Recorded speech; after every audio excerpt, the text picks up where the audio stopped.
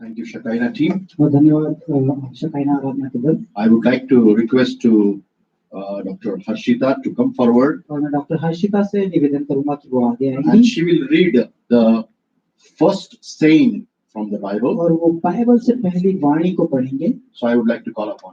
वो मैं उनको आगे बढ़ाऊं। Then said Jesus, Father, forgive them, for they know not what they do. And they parted his raiment and cast lots. तब यीशु ने कहा, हे पिता, इन्हें क्षमा कर, क्योंकि ये नहीं जानते कि क्या कर रहे हैं। और उन्हें चिट्ठियां डालकर उसके कपड़े पाट। Praise the Lord. Praise Lord। This is the time that we are going to meditate on the first verse और अब ये समय होगा कि जो पहली वाणी है उसके ऊपर or the मनन first करें। saying. तो पहली वाणी, As Jesus said in the book of Luke, और यीशु मसीह ने कहा लूका रचित सुसमाचार में chapter 23 23वें अध्याय में and verse 34. और 34वीं उसकी आयत में। So we will just go forward, and Brother Pramod is with us. और भाई प्रमोद हमारे साथ में है He will put the light on it. और ये उसके ऊपर में प्रकाश डालेंगे। Yes. आप सभी को यीशु मसीह के नाम से फिर से जय मसीह की। और हम जो पहली वाणी है यीशु मसीह की, जो यीशु मसीह ने क्रूस के ऊपर से बोली, उसके ऊपर में हम मनन करेंगे। And we are going to meditate on the very first saying of Jesus Christ from the cross of Calvary. और चार बातें हैं जो इस वचन के द्वारा से हम देख सकते हैं और सीख सकते हैं कि क्यों यीशु मसीह ने ऐसा कहा कि हे पिता, इन्हें क्षमा कर, क्योंकि ये नहीं जानते कि क्या करते हैं। There are four things we can listen and understand and learn why Jesus said like that. Father, forgive them because they do not know what they are doing. और बिना समय को बिताए हम जो है सीधे जाएंगे और देखेंगे कि क्यों यीशु मसीह ने ऐसा कहा कि हे पिता, इनको क्षमा कर, क्योंकि ये नहीं जानते कि क्या करते हैं। And then why did Jesus say, Father, forgive them, for they do not know what they do. और जैसे कि हम देख सकते हैं लूका रचित सुसमाचार उसके 23वें अध्याय की 34वीं आयत में, And it is very much mentioned in the book of Luke, chapter 23 and verse 34. और यीशु मसीह को जो ताड़ना सहना पड़ी और जो कुछ भी उसको दुख उठाना पड़ा, उसको हम वहां पर बिल्कुल साफ रीति से देख सकते हैं। And when he bore every kind of sorrows and pains upon his life, you can see that. और हर एक प्रकार का पाप जो है उसके ऊपर में डाल दिया गया। And every kind of sin was put upon him. और साइंस भी इस बात को कहती है कि जिस प्रकार की मृत्यु यीशु मसीह ने सही, वैसी मृत्यु सबसे दर्दनाक मृत्यु है। And even the science says the death which Jesus bore on his life is the most painful death in the world. और हर एक प्रकार का जो दर्द था, हर एक प्रकार की तकलीफ उसने सही। And every kind of pain he has gone through. और उसके बाद भी हम देखते हैं कि वो प्रार्थना कर रहा है और अपने पिता से कह रहा है, हे पिता, इनको क्षमा कर। And afterwards also he is saying, Father, forgive these people. और हम चार बातों को देखेंगे, एक जो यीशु मसीह की पहली वाणी है उसके बारे में। And four things we can see out of this first saying of Jesus. और जो पहली बात जो हम इस वाणी में देख सकते हैं वो है निस्वार्थ प्रार्थना को। And first thing we can see, without any partiality, impartial prayer of Jesus Christ. और जैसा कि हम सब जानते हैं कि यीशु मसीह परमेश्वर का पुत्र था और स्वयं परमेश्वर था। And as we all know that Jesus was himself the God and he was the Son of Almighty और God. अगर वो चाहता तो वो स्वर्गदूतों की पूरी सेना को बुला सकता था और वहां से निकल जाता। And if he would have wanted, he would have called upon the army of the angels of the Lord. और वो वहां पर आराम से वहां से निकल सकता था और पूरी इजराइल की सेना जो यूरोप जो वहां पर यूनानी सेना थे, सैनिक थे, वो उसका कुछ नहीं कर सकते थे। And all the Roman soldiers, they could not have done anything to him. और वो अपने बारे में सोच सकता था, He could have thought about it. और लेकिन उसके बावजूद उसने जो है उन सैनिकों के बारे में और उन लोगों के बारे में जो उसके ऊपर में थूक रहे थे, उसको जो प्रताड़ित कर रहे थे, उनके बारे में सोचा। When people were persecuting him by spitting on him, they were actually, snatching his beard and everything, slapping everything they were doing to और him. अगर आज हम अपने आप को उस स्थान पर रखकर सोचे तो अगर हम वहां पर होते तो हम वहां पर अपने बारे में सोचते, यदि हमारे पास वो अधिकार होता वहां से निकलने का। If we would have that kind of, authority with us to escape from that place, we would have done that. और ये यीशु मसीह के उस निस्वार्थ भाव को दिखाता है कि वो हमसे कितना प्रेम करता है कि वहां पर भी उसने उन लोगों के बारे में सोचा लेकिन अपने बारे में नहीं सोचा। And it shows the impartial love of Jesus Christ, how he loved us with that greater love. और परमेश्वर के लोगों, आज हमको इस बात को समझने की आवश्यकता है और हमको ये सोचने की आवश्यकता है कि क्या आज हम ऐसी सिचुएशन में जब होते हैं, जब हम अपने बारे में और दूसरों के बारे में, दोनों के बारे में, जब हमारे पास में एक विकल्प होता है, हम किसके बारे में सोचते हैं? People of God, we need to understand if we are into such kind of a situation, what would have been our situation like this? और अगर हम वहां पर अपने बारे में सोचते हैं और दूसरे लोग के बारे में नहीं सोचते, जिन्होंने हमको सताया है या प्रताड़ित किया है, तो हम परमेश्वर की इच्छा को पूरा नहीं कर रहे हैं। And if we are actually, not praying for others, we are not fulfilling the desires of the heart of God. और बहुत आसान होता है उस समय में जब लोग हमको सताते हैं, उनके बारे में भला या बुरा बोलना। And it's very easy to speak against those people when they are persecuted. लेकिन बहुत ही ज्यादा मुश्किल है जब कोई हमको सताता है या हमको प्रताड़ित करता है, उसके बारे में प्रार्थना करना, उसके लिए सोचना। And it is very difficult to pray for such person who is persecuting us.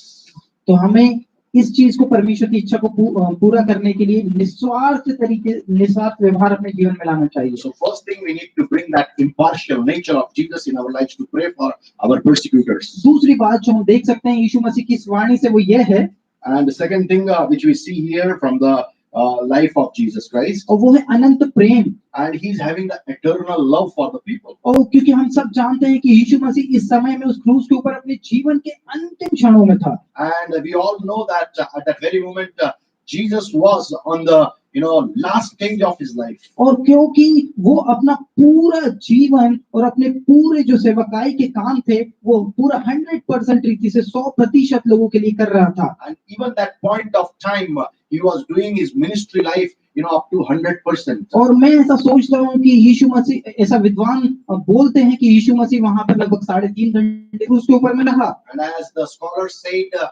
he was hanging on the cross for 3.5 hours. और मैं ऐसा व्यक्तिगत रूप से मानता हूँ कि यदि पूरी दुनिया के पाप उसके ऊपर डाले जाते और सिर्फ मेरे पाप अलग रहते, तो यीशु मसीह मेरे लिए वहां पर और समय भी रुकता। And if whole world's sin would have been kept in one side, and my sin would have been placed on him, and for me also alone he would have stayed on the cross. क्योंकि उसके जन्म से पहले से लेकर के वो जब उसके बारे में भविष्यवाणी हुई, तब से वो वहां इस संसार में है, और वो अनंत काल तक जब वो इस शारीरिक रूप से पृथ्वी के ऊपर में रहा, और अब भी हमारे साथ में अनंत समय तक हमसे प्रेम करता है। And when from the beginning of his life for eternally he is loving us and caring us. और अपने जीवन के अंतिम क्षणों में दूसरों के लिए प्रार्थना करना, ये उसके अनंत प्रेम को दिखाता है। And even to the last point of time of his life, praying for others is a very good example, or is an exemplary of that Jesus was a good prayer warrior. तो दूसरी बात जो हम यीशु की इस वाणी से सीख सकते हैं, वो है अनंत प्रेम जो है वो हमसे करता है। Second thing, he is loving us eternally. और तीसरी बात के ऊपर में अब हम आगे जाएंगे, Third thing we are going into, कि यीशु मसीह हमारा मध्यस्थ है, and Jesus is our intercessor.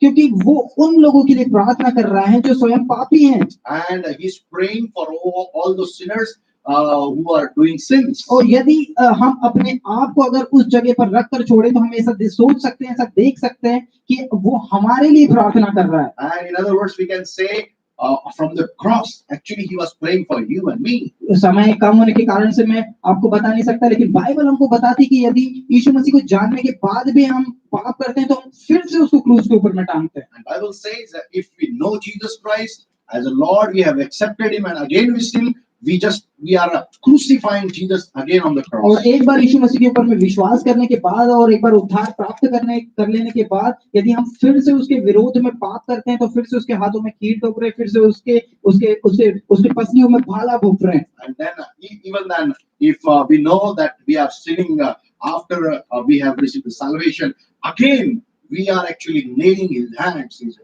his feet, and piercing that spear into his ribs. और मसीह के जीवन के अंतिम समय में उसकी ये प्रार्थना की, हे पिता इनको क्षमा कर, क्योंकि ये नहीं जानते कि ये क्या करते हैं, वो इस बात को दिखाता है कि यीशु मसीह हमारा मध्यस्थ है। And when he is praying for the sinners, Father, forgive them because they do not know what they are doing. Say, it shows that he is an intercessor for us. और क्योंकि यीशु मसीह परमेश्वर पुत्र यीशु मसीह और परमेश्वर पिता जो है, दोनों इस बात को जानते हैं कि हम सब पापी है, उसके बाद भी यीशु मसीह हमारे लिए प्रार्थना, जब हमने पहले पाप किए थे या अब भी इस समय हम पाप कर रहे हैं, यीशु मसीह हमारे लिए निरंतर प्रार्थना करता है। And even Father knows and Jesus knows it better. And even when we sin in the past, he was praying. And when we are sinning today also, he's praying to the तो Heavenly Father. तीसरी बात जो हम यहाँ पर यीशु की वाणी में देखते हैं, जो उसने कहा अपने पिता से, वो ये इसलिए था क्योंकि यीशु मसीह लगातार हमारे लिए प्रार्थना करता है। And third thing, why he did like that, he's always praying for you and me. तो जैसे कि हम देख सकते हैं, जैसे पासवान साहब ने कहा कि उसने जो है मानव जाति का परमेश्वर के साथ में मेल मिलाप करवा लिया। And as Pastor told us, Jesus reconciled the human beings with the Heavenly Father. और ये एक ब्रिज के समान है कि जहां पर एक तरफ मानव जाति है और एक तरफ परमेश्वर है, और बीच में वो जो पुल है वो यीशु मसीह है। It's becoming like a bridge between the humanity and the God Almighty, which was a gap over there. और वो जो पुल है वो जैसे कि एक रास्ते को दूसरे रास्ते से मिलाने के लिए मध्यस्थता करता है, वैसे यीशु मसीह हमारा और परमेश्वर को मिलाने के लिए मध्यस्थता करता है। And the way in which, when Jesus did that, he has taken us and he has introduced and met us with Jesus, with God the Father. लेकिन यदि हम इसको विपरीत अवस्था में देख ले, यदि हम कुछ अच्छा काम करते हैं, परमेश्वर के राज्य के लिए काम करते हैं, तब भी यीशु मसीह हमारे लिए मध्यस्थ है। वो परमेश्वर को बताता है कि आपके बेटे ने जो है ये काम किया है आपके राज्य के लिए। On the contrary, if we are doing the good things, that we are ministering unto the Lord, ministering unto the people, even when God, Jesus, is praying for our lives. तो तीसरी बात जो हम देखते हैं कि यीशु मसीह हमारा मध्यस्थ है। So third thing, he is our intercessor. चौथी बात के ऊपर में आगे जाएंगे। And fourth thing, और यीशु मसीह की इस वाणी से हम देख सकते हैं कि परमेश्वर ही है जो हमारे पापों को माफ कर सकता है। and one thing we can see from this saying, God is the one who can forgive our sins. और इस संसार में कोई मुख्यमंत्री, कोई प्रधानमंत्री, कोई सरकार या कोई जज जो है हमारे पापों के लिए हमको माफ नहीं कर सकता। No chief minister, no prime minister, no judge, no authority in this world can ever forgive our sins. बिल्कुल कानून व्यवस्था के अनुसार यदि हमने पाप किया हो या नहीं किया हो, उसके लिए एक प्रक्रिया है कि कानूनी तरीके से हमको माफ किया जा सकता है या फिर हमको सजा दी जा सकती है। And when legally we have done something wrong, there is only one option, that we will receive the punishment for it. लेकिन आत्मिक रूप से केवल परमेश्वर ही है जो हमारे पापों को क्षमा कर सकता है। But spiritual side, when we see only God can forgive our sins in our lives. और जब सुबह में इस वचन को फिर से पढ़ रहा था तो मैंने एक चीज सीखी। And when I was just reading this verse in the morning, I learned one thing. कि क्षमा करना क्या होता है। What is forgiving someone? और यूनानी भाषा में क्षमा करने के लिए एक शब्द है एफीमी, And the word which has come for forgiveness is ephemi. और यूनानी जो पुराने दस्तावेज होते थे, जो न्याय व्यवस्था होती थी, And all the old documents in the Greek they were carrying. और जो अफीमी शब्द है उसका इस्तेमाल किया जाता था जब किसी केस को जो है जब रद्द करना होता था। And something which has to be rejected forevermore, ephemi was always used. और यदि किसी मनुष्य के जीवन में कोई चीज है उसको दूर करने के लिए शब्द का इस्तेमाल किया जाता है। And for keeping something away from the lives of human beings, ephemi was used. तो इसको हम इस प्रकार से देख सकते हैं कि परमेश्वर सिर्फ हमारे पापों को क्षमा नहीं करता, लेकिन जो पाप हमने किए हैं उन पापों को सीधे रद्द करता है। And not only he's forgiving our sins, but he crashes out all the sins which are in our life. और जो कुछ पाप हमने किए जब उसको एक बार रद्द करने के बाद परमेश्वर उसको याद नहीं रखता। When he crashes it, he will never remember it. क्योंकि वो नहीं चाहता कि हम कभी शर्मिंदा हो उसके सामने। And God never wants that we should be shying before God. और वो हमारे पापों को दूर करता है। And he keeps away our sins from our lives. और हम यहाँ पर देख सकते हैं कि सिर्फ परमेश्वर ही है जो हमारे पापों को क्षमा करता है। And it is only God who can forgive our sins. और क्योंकि यीशु मसीह ने परमेश्वर से प्रार्थना की कि इनके पापों को क्षमा कर। And then Jesus said like that, forgive their sins. और इसका मतलब ये है कि सिर्फ क्षमा नहीं करना बल्कि उनको रद्द कर देना और लोगों के जीवन से दूर कर देना। And not only forgiving, but removing those sins from the lives of the people. क्योंकि परमेश्वर और यीशु मसीह दोनों जानते हैं कि हमारे पापों के लिए हमारा क्षमा मांगना जरूरी है। And Jesus and God, the Father, they both know that forgiveness of our sins is very important factor. और इसीलिए तीसरे बिंदु के साथ में यदि हम इसको जोड़ करके देखें तो हमारा कि पाप के लिए क्षमा मांगना बहुत जरूरी है, उसके लिए यीशु मसीह प्रार्थना करता है। Okay, so that's how third point we have seen. It is very important that we need to bring our things to the Lord so that He can forgive तो them. परमेश्वर के लोगों, यहाँ पर हम 4 चीजें देखते हैं जो यीशु मसीह की पहली वाणी से जो हम सीख सकते हैं। From first saying of Jesus, we can learn the 4 things over there. तो पहली बात जो है वो निस्वार्थ प्रार्थना जो यीशु मसीह ने की। First thing, impartially He prayed for every sinner. हमें भी यीशु मसीह के समान जो है निस्वार्थ होना चाहिए, We need to be impartial person like Jesus ताकि Christ, दूसरे लोगों के लिए हम प्रार्थना कर सके। so that we can pray for और others. दूसरी बात जो हम सीखते हैं वो है अनंत प्रेमी परमेश्वर। And second is He is an eternally loving God. वो हमसे हमेशा प्रेम करता He है। loves us eternally. और तीसरी बात जो हम यहाँ सीखते हैं कि यीशु मसीह हमारा मध्यस्थ है, And third thing we see, He's our intercessor. वो हमारा मेल मिलाप कराता है परमेश्वर के साथ में। And He just reconcile us with God the Father. और चौथी बात हम जो सीखते हैं वो है कि परमेश्वर ही है जो हमारे पापों को क्षमा करता है। And it's only God who can forgive वो us. केवल क्षमा नहीं करता, लेकिन वो हमारे जीवन से उन पापों को रद्द करके दूर करता है। Not only He forgives, but He just removes all the sins from our और lives. हमें प्रार्थना करना चाहिए कि ये सारी बातें भी हमारे जीवन के अंदर में हो। And we should pray that all these things shall happen in our lives. आइए हम प्रार्थना करें। Let's pray. स्वर्गीय पिता, Heavenly Father, यीशु मसीह के नाम से एक बार फिर से आपके सामने में आते हैं खुदा। in Jesus' name we come before Thee. और खुदावंद हम प्रार्थना करते हैं कि जिस प्रकार से यीशु मसीह ने प्रार्थना किया, And we pray, Lord, as Jesus prayed, और खुदावंद होने दीजिए कि हाँ, हमारे जीवन में निस्वार्थ प्रार्थना और निस्वार्थ व्यवहार परमेश्वर हमारे जीवन में हो। and Jesus, we should have that impartial love and praying life in our lives. और खुदावंद होने दे कि हम इस बात को समझ सके कि परमेश्वर आप अनंत प्रेमी परमेश्वर है। And we need to understand that You are a God who loves us.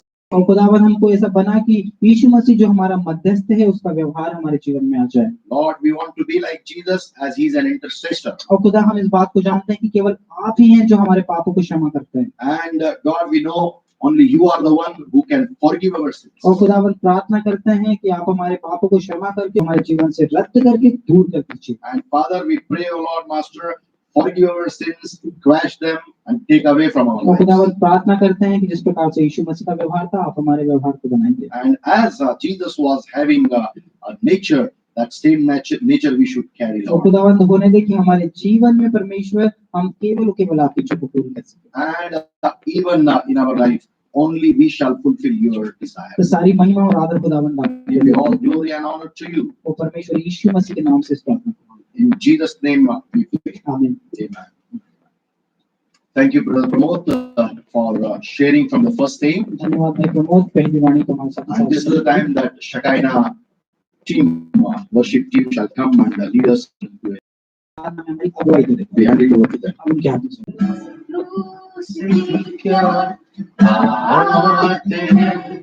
जिसने हमको बचाया,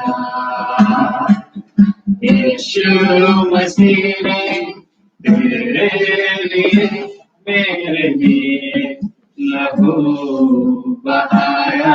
उसकी क्या बात है जिसने हमको बचाया, यीशु मसीह ने तेरे लिए मेरे लिए लहू बहाया। जय यीशु, जय यीशु, जय यीशु, जय यीशु, जय यीशु, जय यीशु, जय यीशु, जय यीशु, जय यीशु। जब मैं गुनाहों में डूबा हुआ था, उस क्रूस पर मेरा नाम लिखा था। जब मैं गुनाहों में डूबा हुआ था, उस क्रूस पर मेरा नाम लिखा था। उस क्रूस पर मेरा नाम लिखा था। यीशु ने अपना खून बहाकर उस नाम को है मिटाया।